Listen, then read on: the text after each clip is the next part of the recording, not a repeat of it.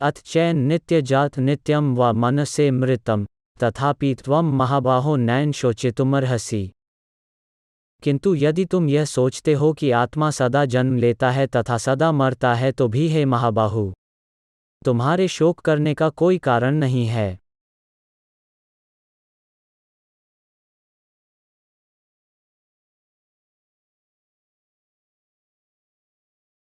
जय श्री कृष्ण। सदा से दार्शनिकों का एक ऐसा वर्ग चला रहा है जो बौद्धों के ही समान यह नहीं मानता कि शरीर के परे भी आत्मा का स्वतंत्र अस्तित्व है। ऐसा प्रतीत होता है कि जब भगवान कृष्ण ने भगवद गीता का उपदेश दिया तो इसे दार्शनिक विद्यमान थे और लोकायतिक तथा वैभाषिक नाम से जाने जाते थे। ऐसे दार्शनिकों का मत है कि जीवन के लक्षण भौतिक संयोग की एक परिपक्वावस्था में ही घटित होते हैं। आधुनिक भौतिक विज्ञानी तथा भौतिकवादी दार्शनिक भी ऐसा ही सोचते हैं। उनके अनुसार शरीर भौतिक तत्वों का संयोग है और एक अवस्था ऐसी आती है जब भौतिक तथा रासायनिक तत्वों का संयोग से जीवन के लक्षण विकसित हो उठते हैं। नृतत्व विज्ञान इसी दर्शन आधारित है।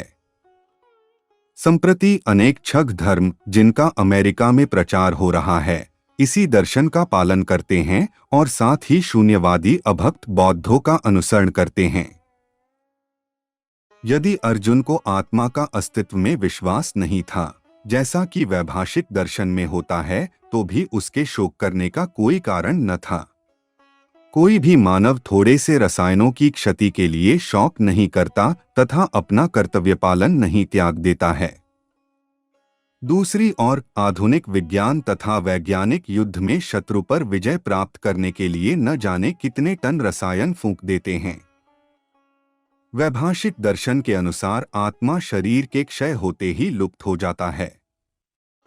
अतः प्रत्येक दशा में चाहे अर्जुन इस वैदिक मान्यता को स्वीकार करता कि अणु आत्मा का अस्तित्व है या कि वह आत्मा के अस्तित्व को स्वीकार नहीं करता, उसके लिए शोक करने का कोई कारण न था। इस सिद्धांत के अनुसार चूंकि पदार्थ से प्रत्येक क्षण असंख्य जीव उत्पन्न होते हैं और नष्ट होते रहते हैं, अतः ऐसी घटनाओं के लिए शोक करने की कोई आवश्यकता नहीं है। यदि आत्मा का पुनर्जन्म नहीं होता तो अर्जुन को अपने पितामह तथा गुरु के वध करने के पापफलों से डरने का कोई कारण न था। किंतु साथ ही कृष्ण ने अर्जुन को व्यंग्यपूर्वक महाबाहु कहकर संबोधित किया क्योंकि उसे वैभाषिक सिद्धांत स्वीकार नहीं था जो वैदिक ज्ञान के प्रतिकूल है।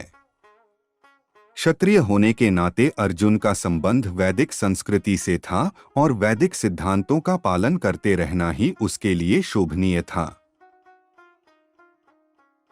और इसे के साथ आज हमने दूसरे अध्याय का 25वें श्लोक का तात्पर्य देखा। अब हम कल 26वें श्लोक का तात्पर्य देखेंगे। हरे कृष्ण कृष्ण कृष्ण हरे हरे, हरे राम राम राम हरे हरे।